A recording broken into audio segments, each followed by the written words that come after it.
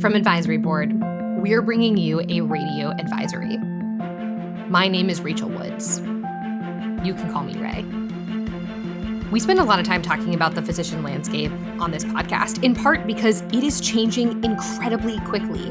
Not only is the landscape of physician types diverse, there are also more partners than ever before. In this conversation, I want to talk about how those two entities actually work together and what a strong partnership actually looks like. To do that, I've brought physician expert Eliza Dailey. Hey, Eliza. Welcome to Radio Advisory. Hey, Ray. Glad to be here.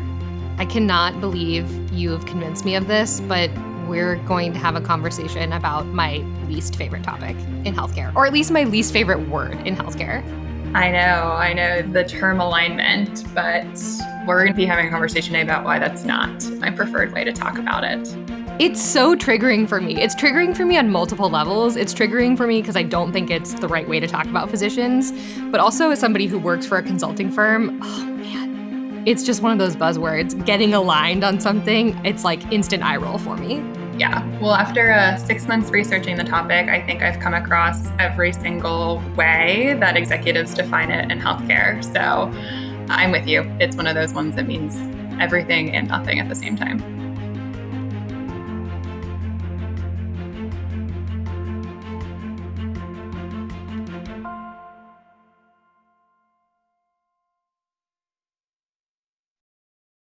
Let's actually get into it then. And I think we're going to propose an alternative term here. And that term is physician partnership. Because there's all these definitions out there, because there are some people like me who get really nitpicky on language, what do we actually mean when we say physician partnership? Sure. So when we're talking about physician partnership, we're referring to those non-employment or non-W-2 relationships between independent physicians and other entities. And importantly here, we're not just talking about the relationships with hospitals. We're really looking at all the different ways that other organizations can partner with independent docs.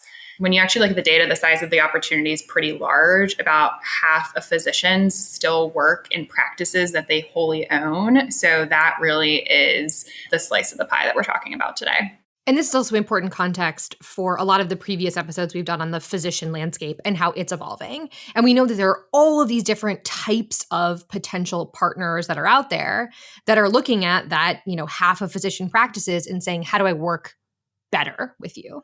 How do I partner with you? Much of the industry doesn't call this physician partnership. They call it alignment, which I've already admitted is my least favorite term in healthcare. But I think the goal there was to talk about kind of looser affiliations that different stakeholders could have with these physician groups. And let's be honest, an affiliation that was legal and outside of outright employment. Tell me why this is actually an outdated way of thinking about doctors. So when we've thought about hospital physician alignment in the past, those relationships tended to be pretty one-sided and focused mostly on the hospital and what they wanted to get out of the relationship. And in the vast majority of cases, that was referrals. You even just think about the term alignment, and it's all about aligning one thing to another thing. And that's been independent physicians to hospitals. Well, now we see independent physicians getting more sophisticated, larger, more advanced. They are equal partners in their own right. We also see that they're partnering with a lot of other organizations too, not just hospitals. So that's one reason we had to take a more expansive view of the topic. And the expansive view is partly due to the fact that the physician landscape is strong, right? It is not a one-sided partnership. It is a two-sided partnership. But the other reason why I think it might be more expansive is that I hope this is about more than just referrals. And you are right. Every time that I spoke to a hospital or a physician executive over the past 7 years, when they asked me about alignment, I kind of point blank said, really, what do you mean here? Do you just mean referrals, or do you mean anything else? I hope you're going to tell me that strategic partnership is about more. Absolutely. Right. In successful partnerships, you probably will get more referrals or more sales if you're working with physicians in a non-clinical way. That is kind of a side benefit or an added perk. But at the heart of a partnership that's truly strategic, that's not the primary goal. We're talking about partnership, but at the same time, we know that these groups, whether we're talking about new partners, hospitals, classic physician groups, also need to compete with one another. In a world where you need a two-sided relationship, how do you collaborate while still being able to compete at the same time? That's one way that today's partnerships look different than those of the past, is that you're going to be simultaneously collaborating and competing at the same time. We often refer to this as co-opetition, and that really is the new normal for these relationships that we're seeing today. And I think importantly, when I talk to executives, they tend to take a pretty unilateral view. Either we are partnering with this org or we are competing with them. But the reality is that both can exist as long as you're thinking in kind of scope discrete areas. So where can you concretely partner? Where are you planning to compete? So actually looking for those pockets of opportunities on both sides of the equation. I wonder if you can give me an example here, because I think, let's be honest, in the old school one-sided model, there was a clear winner. It was the hospital that was trying to win. Under this new framework of strategic partnerships, is there one winner? Is that even the right goal? To say it point blank, partnership isn't about winning. Ideally, both sides are benefiting in some way, but actually, the thing that makes partnerships truly strategic is when both sides are willing to give something up. They're willing to make a trade-off, take on a risk, put something on the line in order to reap the benefits of successful partnership. And what's an example you've seen there? Sure. So there's one large health system that I've worked with across the last several months who decided to make a pretty sizable technology investment in the independent practices in their market. They essentially are rolling out their EHR to all of the private practice physicians that they work with. And on the surface, you would think that that's a pretty lopsided arrangement, right? The system is making this sizable investment. They're dedicating a lot of resources. It's really costly. And the independent physicians aren't nearly ponying up the same amount of capital. To me, that's actually the sign that this partnership is strategic because the system is willing to accept unequal benefits and risks for the sake of maintaining closer relationships with their independent physicians, for the sake of better data sharing in their community. I like that example, but I have to believe that our listeners are still going to be a little bit skeptical at this point, right? Compromise, sort of by definition, means that not everybody is happy. And in the example you just gave, the system is ponying up, a ton of money and giving it to these independent physician groups. Why, in this case, is it worth it?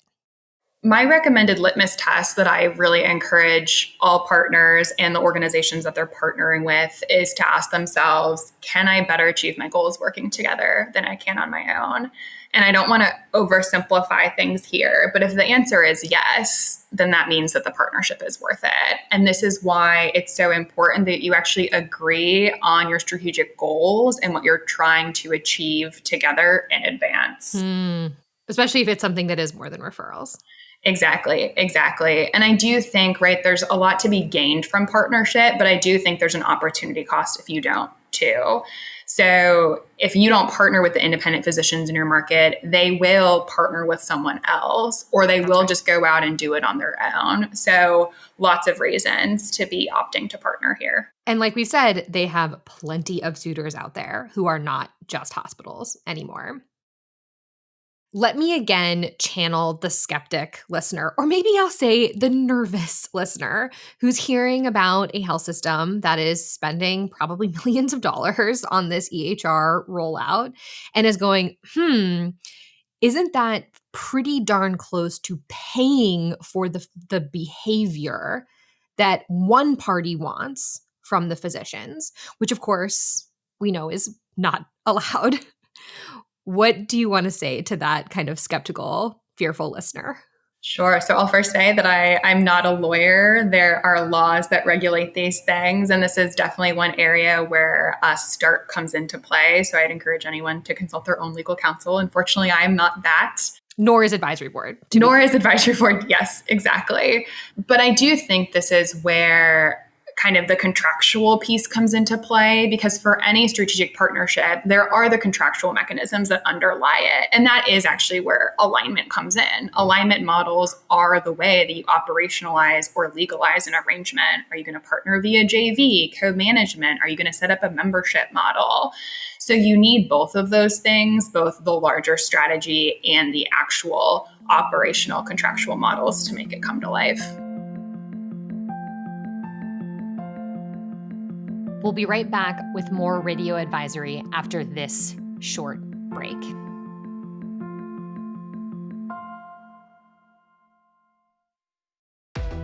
As the COVID-19 pandemic continues to wear on, the healthcare industry has found itself in an unprecedented state of flux. Long-standing assumptions about utilization, demand, consumer preference, and the regulatory landscape have all been challenged. As a result, today's healthcare leaders face many strategic decisions that will have enduring and far-reaching implications for the future of the industry. You can find out the 16 things CEOs need to know in 2022 by visiting advisory.com/16things. This briefing examines which structural shifts are most important, how those shifts might play out, and what steps leaders can take to inflect the direction and pace of change. It also looks at how the COVID-19 crisis has shifted the dynamics of power and influence across the industry. As pivotal as the past 2 years have been, we believe the coming year will determine the future trajectory of this industry. Get started on the future today by going to advisory.com/16things.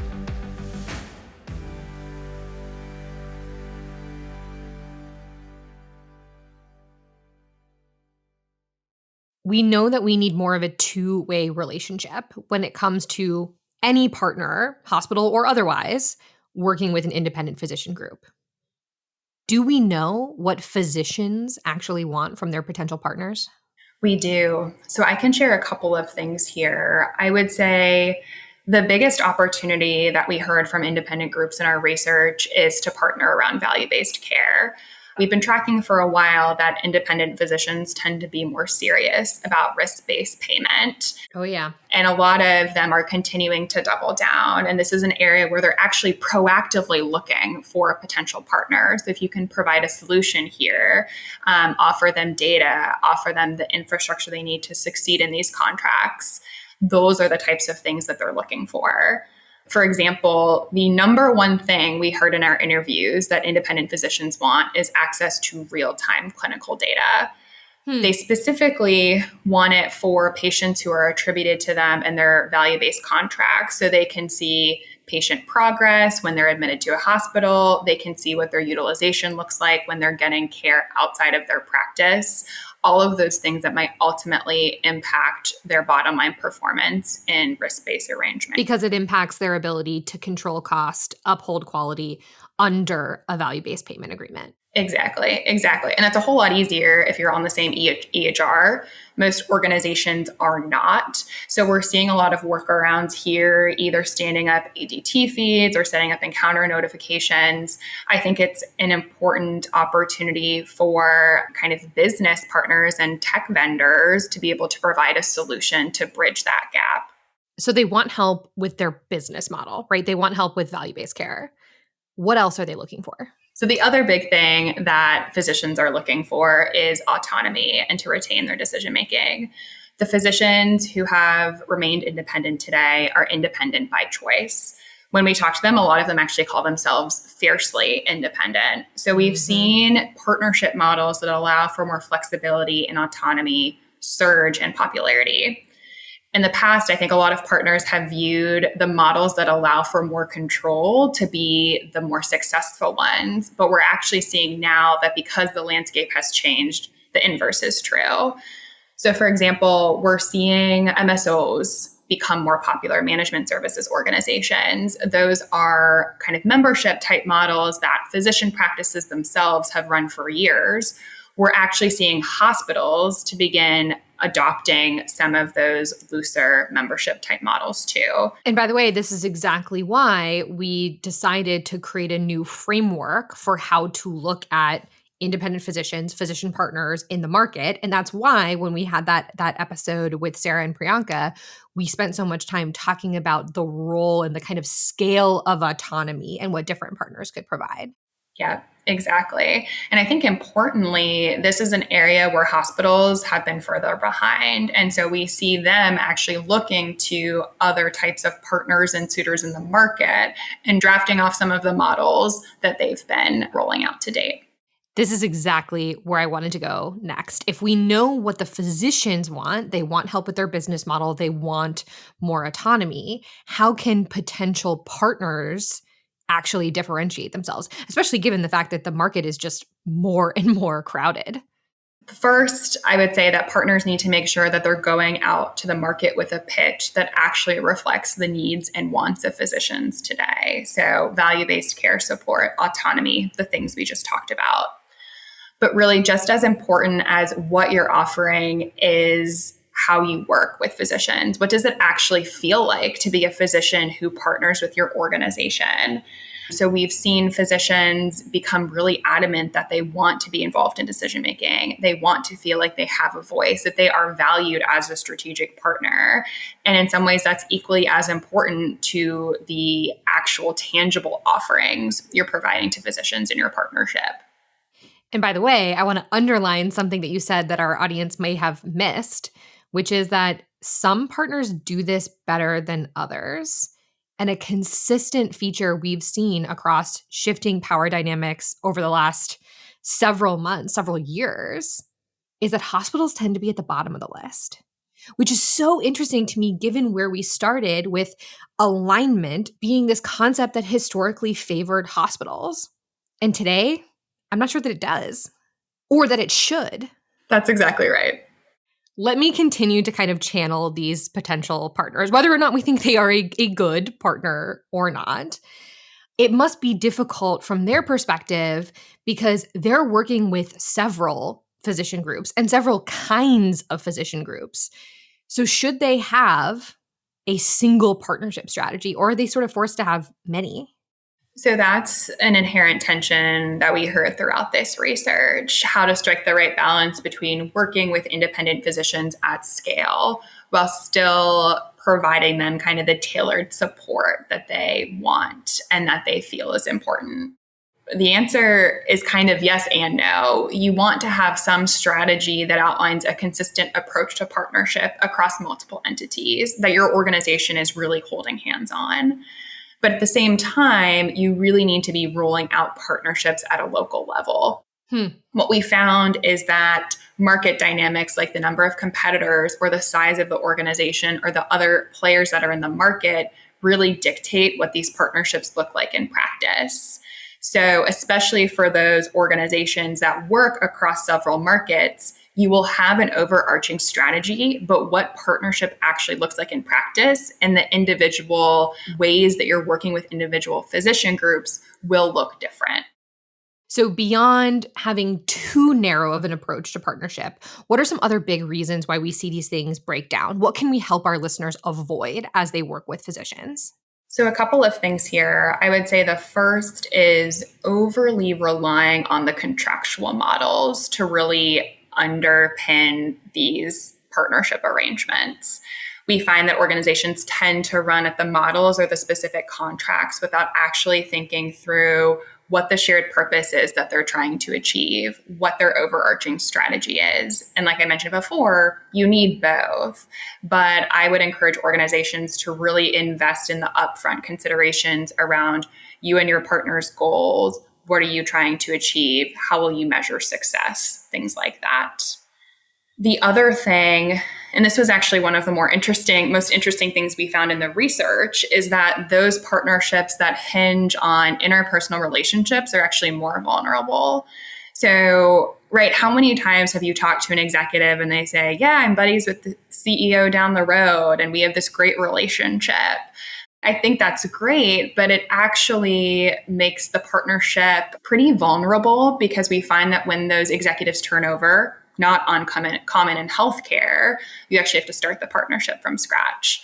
So rather than focusing on those individual interpersonal executive relationships, how can you build trust as an organization and really embed that across all levels? If that's what we want our listeners to avoid, what are the hallmarks of successful partnerships? So successful partnerships place more importance on having a shared purpose and shared understanding of what both sides are trying to achieve rather than the specific contractual model. So I'd encourage executives to really invest in that upfront discussion with both sides present at the table to really understand what your goals are for the arrangement, really building that trust upfront and acknowledging how this partnership will be different than maybe those of the past. Even so, I think that we're still a little abstract right now, to be honest. And I think folks might be nodding their heads and saying, yes, I agree with purpose first, contract second. Help me make this real. How will an organization know if their partnership is actually successful? So just like any strategic initiative, it's important to have metrics of success. And particularly with partnership, I encourage organizations to actually agree on those upfront, predefine them before you actually enter the arrangement so both sides know what they're trying to achieve and what success looks like.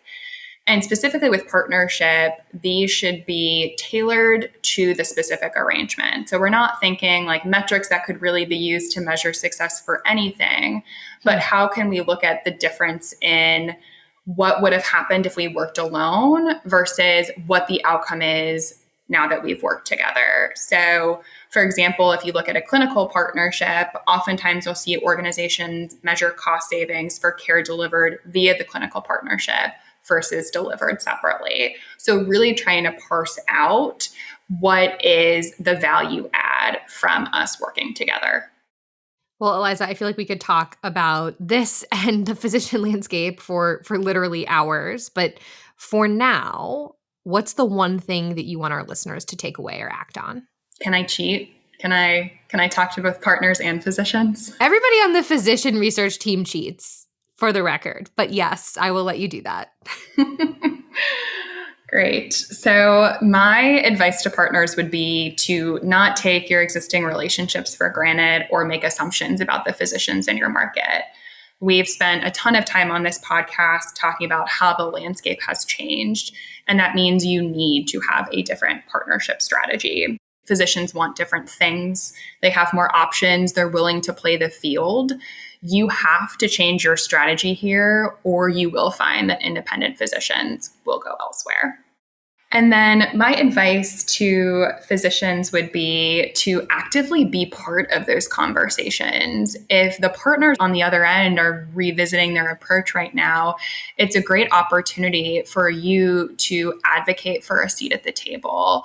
Independent physicians have a lot more power today than they have before, and I think much more power than many organizations realize. And so now is an important moment to decide what you want your role to be in those partnerships and whether you'll act as a partner yourself. Well, Eliza, thanks for coming on Radio Advisory. Thanks, Ray. I know I sort of joked at the beginning about alignment being my least favorite term, but I actually think this is a really good example of when a shift in language results in a shift in strategy. We are talking about so much more than relationships between hospitals and independent physicians, and frankly, about so much more than just referrals. And we need to make sure that the way that we approach partners reflects that strategic shift. That's why, as always, we're here to help.